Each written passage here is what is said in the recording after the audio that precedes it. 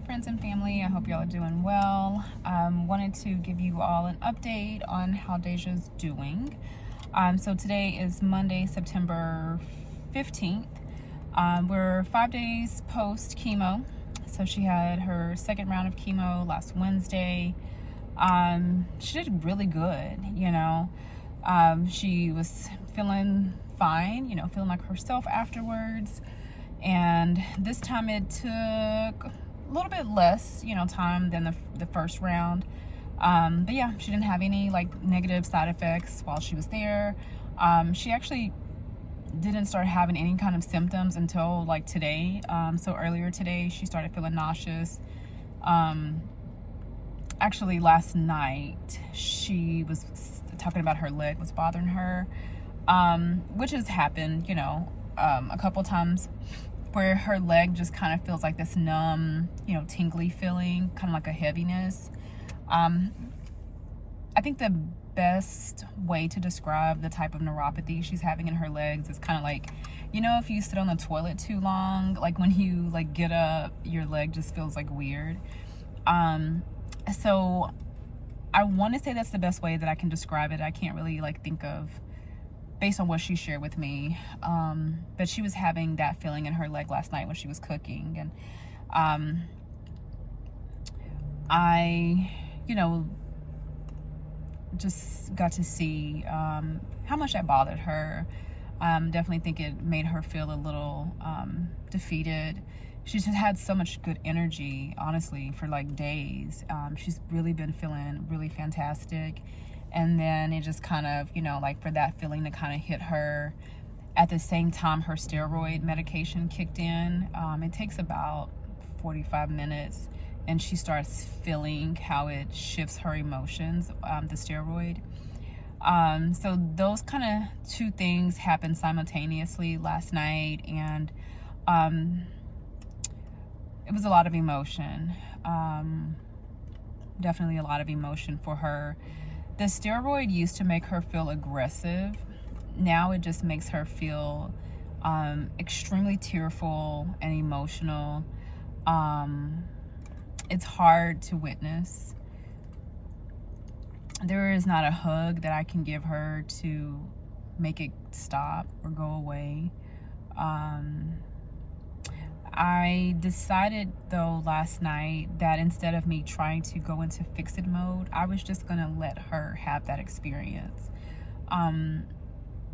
because it doesn't last very long. And I am all for crying, but it makes her uncomfortable. And so because I know that it makes her uncomfortable being emotional, I normally will try to talk and reason with her.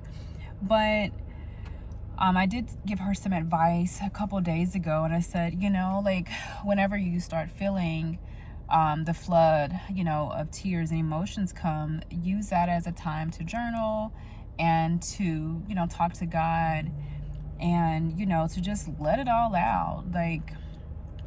Just let it out. It doesn't matter how raw and uncut, and just let it out, I'm definitely not a fan of holding back tears. I be crying about everything. So, but it was very uncomfortable for me to just let her, feel her feelings and me not intervene, That's something that I learned when I was going through Celebrate Recovery a long, long time ago. Whenever someone's experiencing, a wave of emotions, or God is, touching a person, you thinking that you putting your hand on their lap or their hand, or giving them a tissue or giving them a hug is helpful, but you're really interrupting something that could be very impactful. And so that thought came to me, that memory came to me last night, and I said, you know what, I'm just gonna let her experience this. And once she calmed down, and we talked about it, and by that time, man, I hope this car doesn't hit me. I feel like I should pause this. We'll see. they're parking and they look like they're struggling. Anyways, but by that time that she had kind of been able to gather herself, God brought something else to my memory, which was a story that someone shared with me about their wife who found out that she had cancer while she was pregnant. And obviously, she couldn't do any type of chemo or any type of treatment. So all that she could do was to trust God and to lean on God, for healing. And what they did as part of that process was communion, like every day. And by the time that the baby was born and she went back to do her checkup, God had completely healed her. There was no cancer found. And I think that little girl, oh gosh, she's in high school now. And so their mom has still been cancer free. And so God brought that story to my memory. So I shared that with Deja. And I had made her some lentil bread last night. And so it's just so neat just how God moves in my life and speaks to me, and just how I've been saying this for a while, just how divinely guided I am. Just how strategic, God puts things in my mind and how things play out. Very neat. But even in that time of feeling all these emotions, I was still able to hear God orchestrate, my thoughts and actions. And so I had been working on this lentil bread. Not even kidding. I feel like I was cooking it for like an hour. And during the course of all of, me cooking, that's when all of the emotions and the floodgates of tears came. And then God brought it to my memory about the communion. And we don't have bread at our house. I don't buy bread anymore. I don't buy crackers. Like, I don't eat stuff like that. But I found a recipe, and I just felt the urge to try it for the first time. But it's basically just lentils and herbs and olive oil.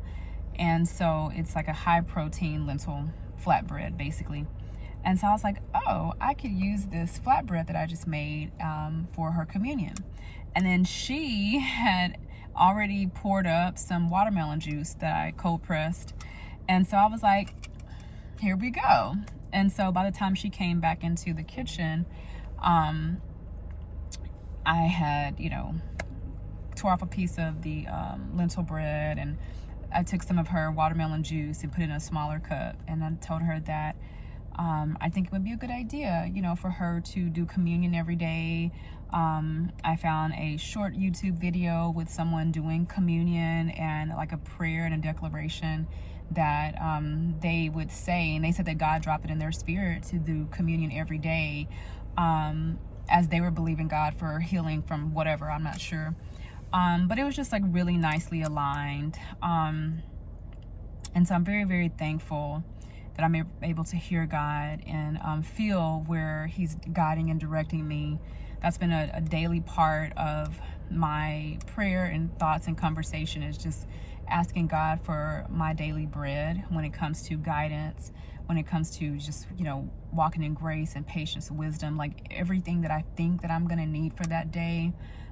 Even if I don't need it, I'm asking for it. Okay, because baby, I need some help. I need all the help I can get. Okay. It was beautiful, but it was very painful. Like I said, to hear her ask the question out loud, just like, why, why did this happen to me? I'm learning how to sit with the discomfort of this process, because I know on the other side of it, there will be a testimony of what God did. And but in the meantime, trying to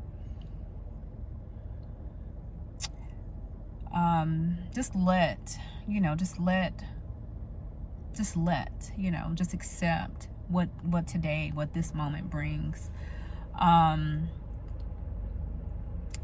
So she's feeling kind of crummy right now. This is a new feeling. This is a new symptom. And you know, I'm just trying to be there and show up where I need to, but then also, you know, not baby her, and then just allow, you know, the space for God to move in her life without me, like I said, intervening, whether that's emotionally, physically. So God's working. I'm very grateful. I'm very, very thankful, you know, for this healing journey that Deja's on. She's making so many amazing strides, and I'm really honoring her body, her temple, and everything that she does. And this was a very, very different conversation a month ago, but I really am really proud of her. And she'll go back for her next chemo October 1st, and she'll do the brain MRI a couple hours when she's done with chemo on the 1st. Very excited to see how few tumors will be left, if any, after having, you know, a couple rounds of chemo. So we're looking forward to good reports. Thank you guys for your continued prayers, and yeah, we feel the love, we feel the good energy, we feel the positive, you know, words that are being spoken over her. Nothing but positivity. So yeah, that's totally appreciated. That's all I got.